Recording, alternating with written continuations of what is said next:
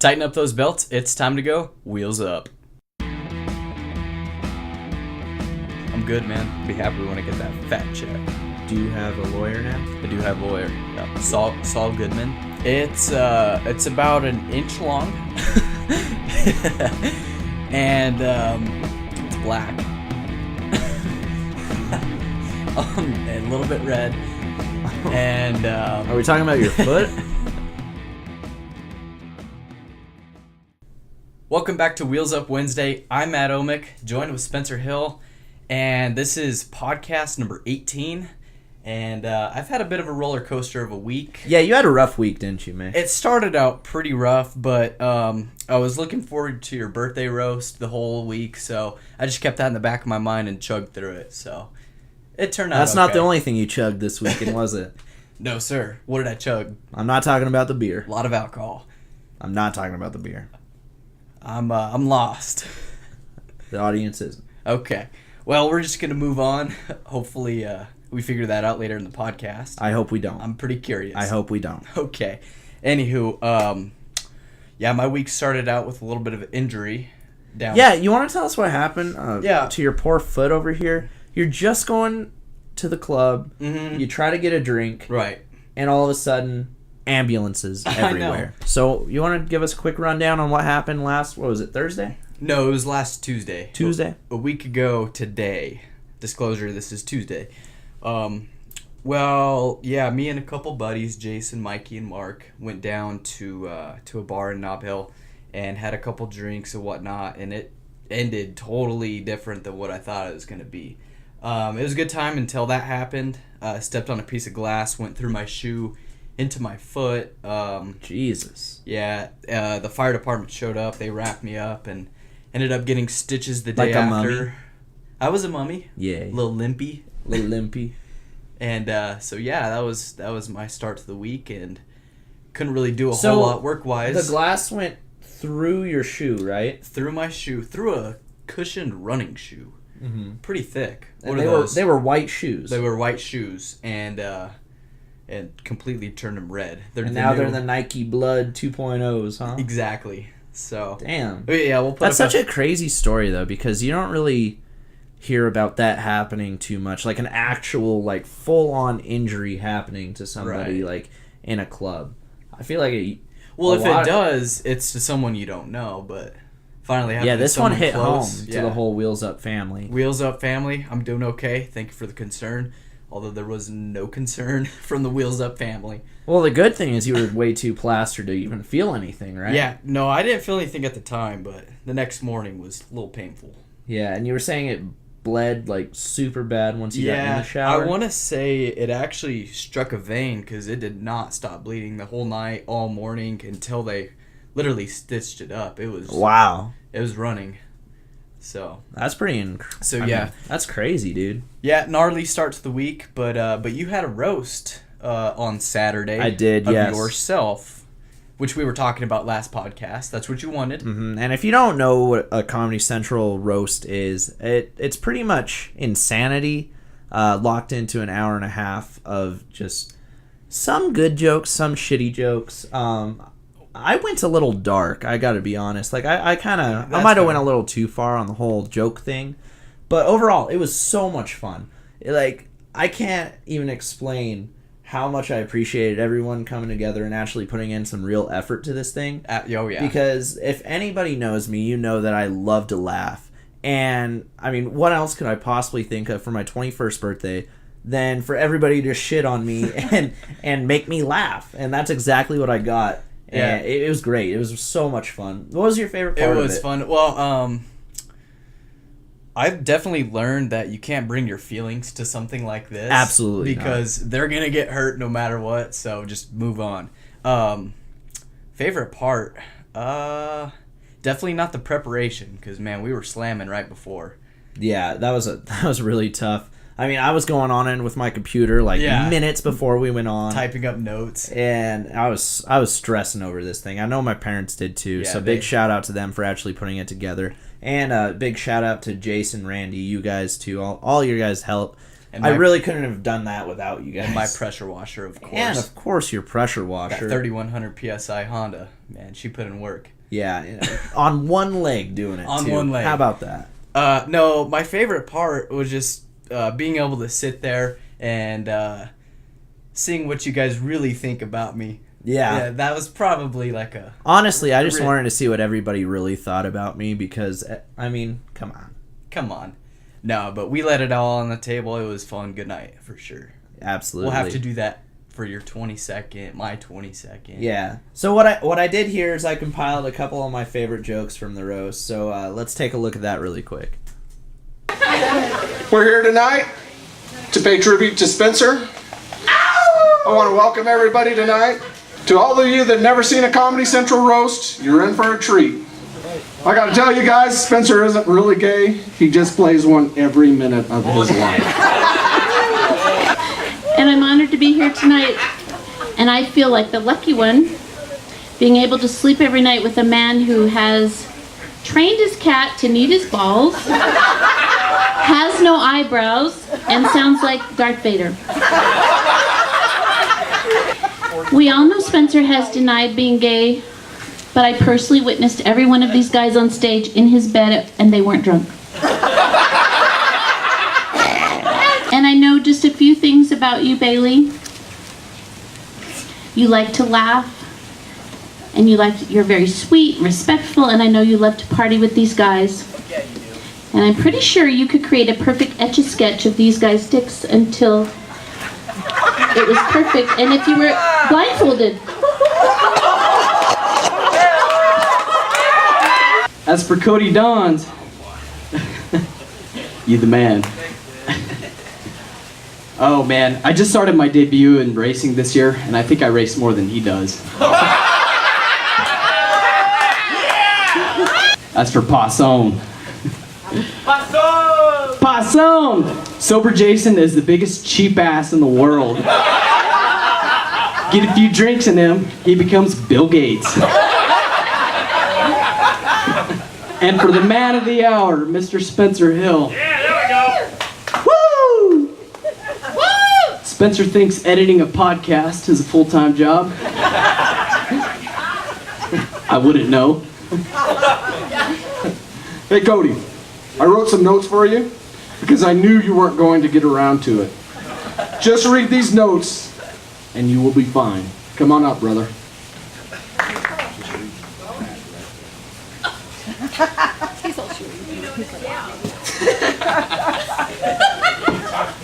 Well, the notes read, barely read. Oh fuck, man, these notes won't. Oh, this motherfucker can't read.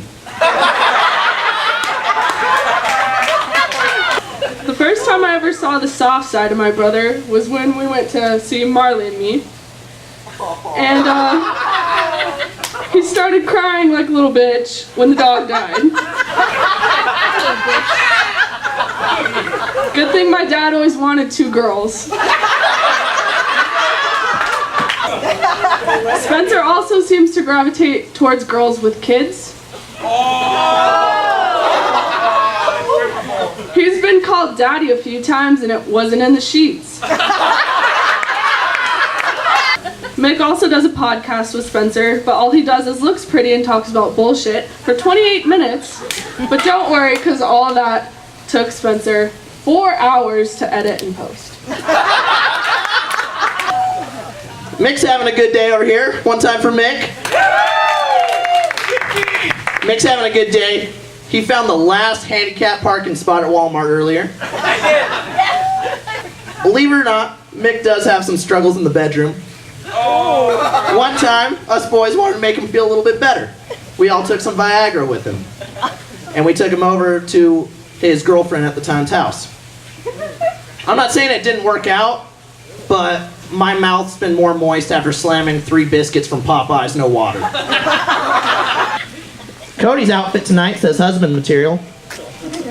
His breath says emphysema. There was a point when Cody was actually in ROTC, believe it or not. That's the kind of guy I want fighting on our front lines. Athletic, brave, and unable to spell front lines. So that was an awesome experience, Mick. I mean, everybody had a great time out there. Chuck Nasty as roast master. Yes. I mean, we had the greatest of the greats as far as roast go in our friend group. You were there, Jason, me, Bailey was Cody. there, Sydney, Cody, of course. Cody nailed it without any notes, dude. He did winged such it. a good job. He really did wing it. That Red Bull helped him out. Yeah, and then you can't forget about my sister. Probably the best roaster of the night. Savage. Michaela just let everybody have it, and she did such a good job. It was Straight awesome. savage. Yeah, for the debut of the first annual roast, I think it went smoothly. Total success. I was time. so happy about it. Well, you want to move on to Stump the Bus? We'll do a quick Stump the Bus. All right. First question. What year did the movie Step Brothers come out? I believe this is probably your second favorite movie. So, I don't know when this came out. I didn't to give be you honest multiple with choice. I could think of a real quick multiple choice. you. Was it 06, 07, 08, or 09? 07? It was 2008. Two years after Talladega Nights, which came 2 out years. 2006. All right, moving on to a racing question. I might get know this one. A little bit themed for this week. At Eldora, a.k.a. the Big E. Shout out to our chef neighbor E. Yep, he whipped it up. Yes, Some he ribs, did. barbecue, whatnot. At Eldora, the Big E, qualifying races includes how many laps? Well, how many races first in qualifying races? It's 5 heat races, With how many laps? which I believe they're 8 laps apiece. They're 10 laps apiece. Are they 10? Close, but you got 5 heat races, correct? Yeah. All right. How many laps in the last chance qualifying race is there? 15? 15 laps. Okay. Boom. See, that's what I like about NASCAR at Eldora. If you haven't caught on, that's what we're kind of quizzing about right now, because that's actually happening tonight. Right. I love Eldora's format because it really is a true dirt racing format with single car qualifying moving into 5 heat races at 10 laps apiece, which I thought it was 8. It's actually 10. It is 10. And then a last chance qualifier for 15 laps to put together a really great main event. Yeah, like you said, true dirt track racing, how they do it anywhere else around the country. So pretty cool. NASCAR includes that. All right. Question number 4. Can you list the last 5 winners at Eldora? I'm gonna have to pull out. In order? In order. So Okay, I know the first one was Austin Dillon. 2013 was Austin Dillon. 14. Who was 14? We can skip if you want to go to 2015. No, because I'm not gonna get it if we skip it. Or you can work your way back from last year. 2014. I know Larson won it in 15. He won it in 16. 16? Yes. Okay. So who won it last year? Matt Crafton. Right. So you have 2015 and 14. Oh, Bubba Wallace. 14. He was 14. Who was 15? And then 2015 would be... I won the money on that one. Oh. I actually stole your pick. 2015? Yeah. Oh, who the You hell were was so it? mad I stole your pick. Oh, dang it. That's your boy, man. Who do I have so far? I have Matt Crafton. Yep. Larson. Larson. Bubba. Bubba. And Dill. And Dylan. So it had to have There's been... one left. 2015. Who won? Christopher Bell? Christopher Bell. Nice. Got it. All right. Well, I'm going to hit you with the hard one. Maybe you know this, maybe you don't. How many degrees of banking in the turns at Eldora? Ooh, I don't know if I know this one. If I had to guess, I'd say about 13, though. It's 24 degrees in the corners. Do you know how many are in the straights? 7? It's, close. 8. Oh. Man, you almost got it. Well, I almost stole one there. All right. I'm happy with getting the 5 winners, though. That's honestly pretty hard to do. Yeah, that is. In order, too.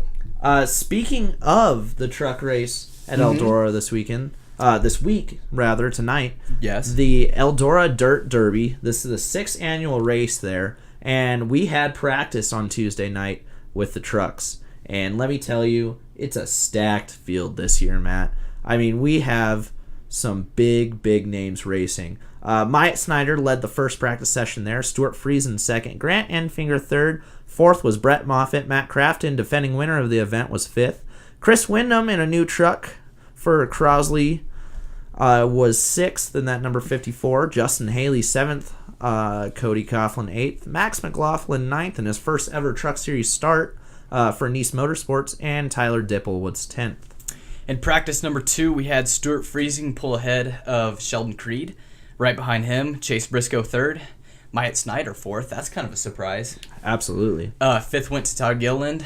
Logan Seavey. Let me talk about Logan Seavey right now. Finally lands a good ride for the Truck Series here. He's going to make his debut tonight in the number 51 for Kyle Busch Motorsports. Very good dirt racer. This is going to be the guy to watch tonight, I think. Good equipment, too. He's in really good equipment. He's the defending POWRi National Midget Series champion. Oh, wow. I didn't know that. And he's leading the midget points this year as well. And he's currently running for Keith Kunz Motorsports, which anybody knows is a great team overall with the midgets. Dang. So that is going to be one of my heavy picks for tonight for the 6th annual Eldora Dirt Derby 150. That's crazy. That dude's got a busy schedule. 7th, Johnny Sauter. Matt Crafton 8th. Tyler Dipple 9th. And Justin Shipley 10th. Early predictions, I think you... Like I said, I think Logan Seavey is going to be a one to watch tonight. Others, Sheldon Creed, ARCA Racing Series driver right now, doing very well in that series, might I add. He is a dirt ringer. Many people probably don't know that he actually came from like the trophy trucks. Okay. But that's his background, so he definitely knows how to use the throttle and brake and find where the moisture is in the racetrack. He's going to be good. Another driver that I want to look at tonight, though, is Stuart Friesen and that Halmar Trucking number 52. He was very fast last year, finished second to Matt Crafton, but this year he has GMS Racing equipment, and he is more determined than ever. He has come second in so many asphalt starts this year, and I think that this modified driver from Canada is ready to pick up his first NASCAR Truck Series win. So if I had to pick 3 drivers on my roster, it's going to be Friesen, Creed, and then Logan Seavey in that KBM number 51. Man, we'll see. You definitely did your research there. You know what's going on. This is probably your favorite. This is my race. absolute favorite race of the year. Yeah. I am so excited to watch tonight, and I hope you guys are too, because it's going to be a good one. It'll be exciting. I think I might have to put my money on Johnny Sauter, Matt Crafton, or I don't know, maybe Chase Briscoe.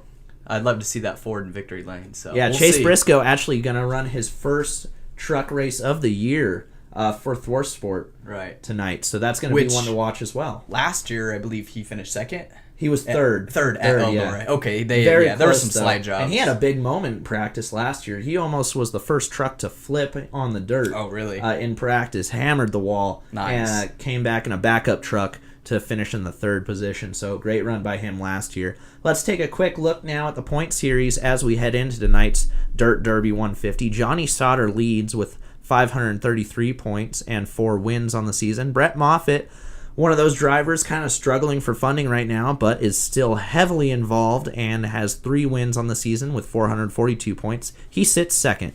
Noah Gregson third. Ben Rhodes finally picks up a win and gets himself into the playoff picture. Justin Haley going to be 5th. Stuart Friesen, Grant Enfringer, and Matt Crafton are the other 3 drivers currently in right now.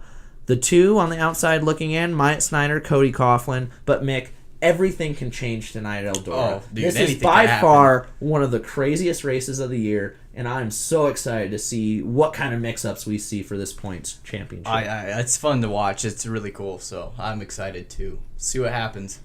We'll have to throw down some money, some big money. Absolutely, yeah. We're going big. This is like the Daytona 500, baby. And then last week, we had some big action, too, in Kentucky for the Alsco 300 for the NASCAR Xfinity Series, where Christopher Bell picked up the win, followed by Daniel Hemrick in the South Point Hotel and Casino Chevrolet for Richard Childress. He finished second again. Kyle Bish third, Justin Allgaier fourth, Cole Custer was 5th. 6th went to Tyler Reddick in the BurgerFi Junior Motorsport Chevrolet. John Hunter Nemechek with a strong run in the 7th position. Ryan Reed for Roush Yates was in that number 16 car was 8th. 9th was Paul Menard for Penske in that discount tire Ford.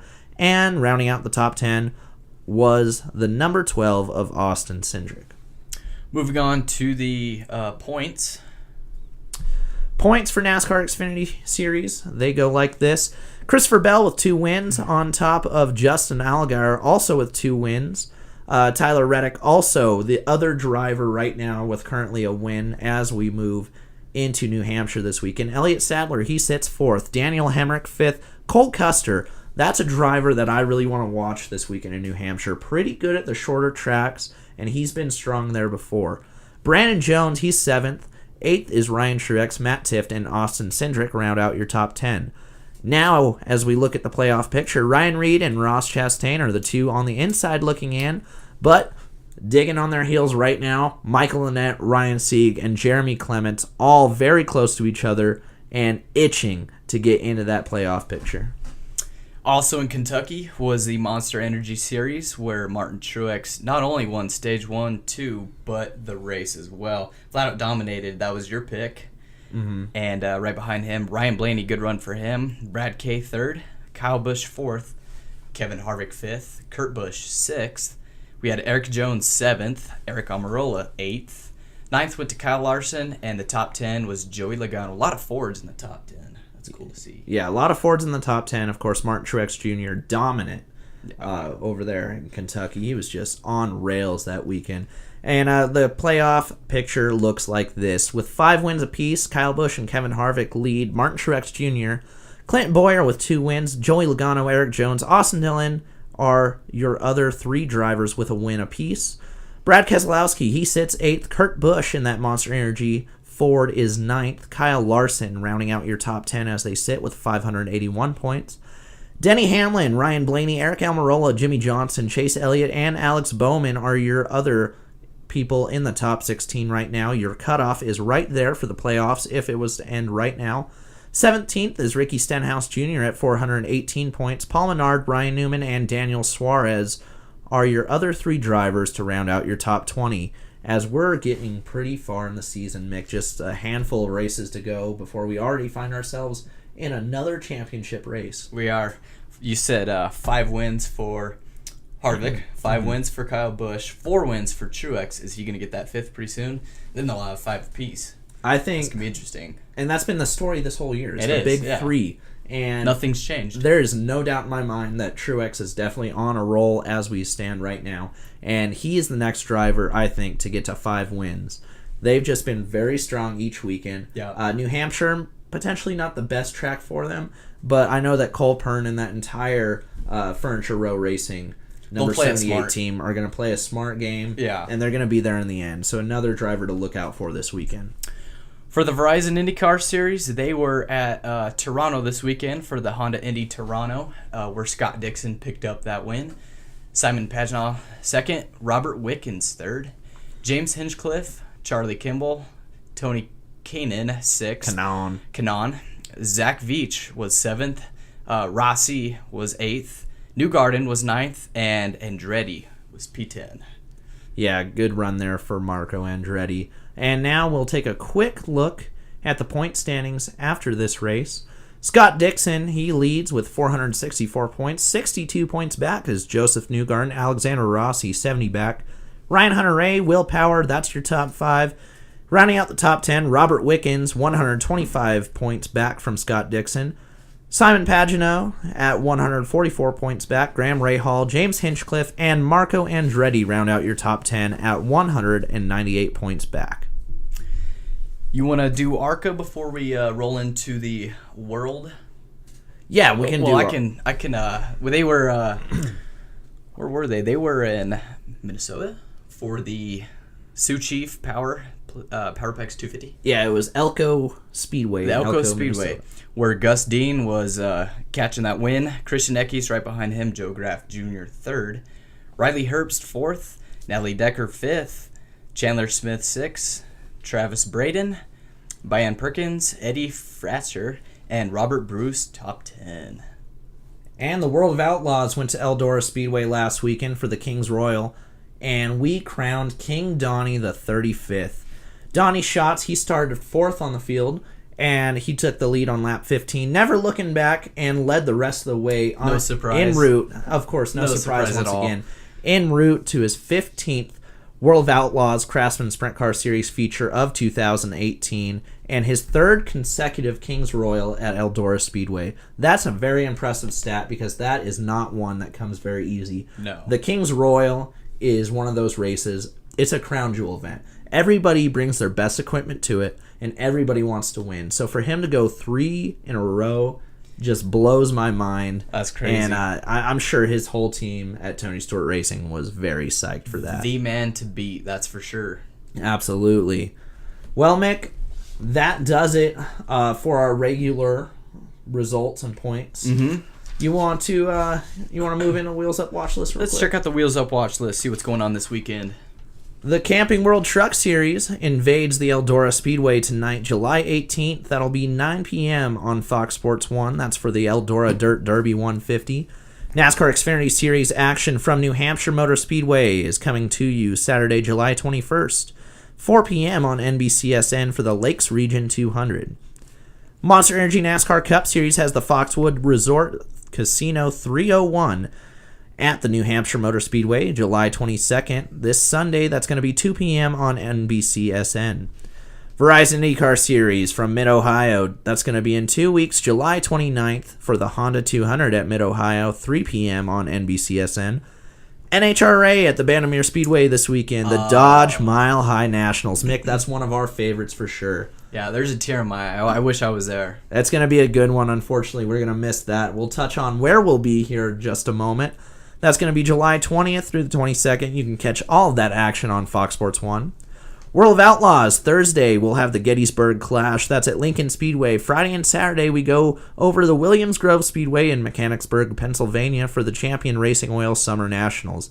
Another one of those crown jewel events, Mick. Everybody is looking forward to that one. Challenging track, and it's kind of a place where you pin the Outlaws versus the PA Posse. And everybody really gets into that, and it's very exciting as well.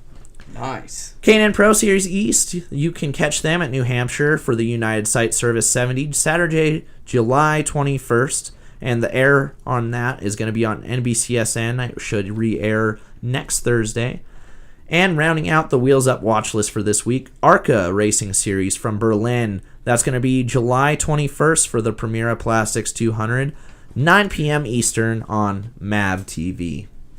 As of myself, you, and Jason and his dad, we will be headed northbound this weekend. Where are we going? We are going to Salt Lake City, Utah for the final race up there for the Lucas Oil Modified Series. Unfortunately, that track is closing down, and it's really unfortunate for us because it's one of Jason's favorites, Matt. It's his favorite. He actually holds the track record there. Broke it last year from his record, so that's pretty cool. We'll see what happens.